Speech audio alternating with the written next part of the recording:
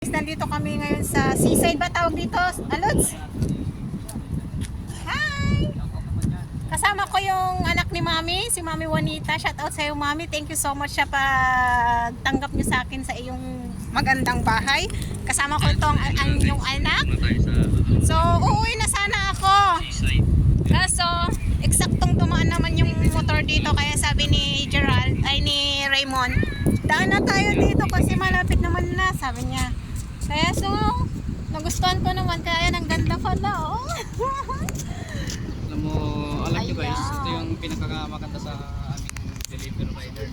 Okay. Andito tayo sa seaside, malapit dito sa Mawa. Oh my God, maganda pala dito. Ah! Ayan, ang ganda. Hello.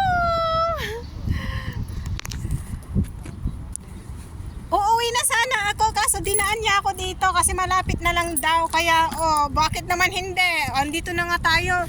So, ayan guys.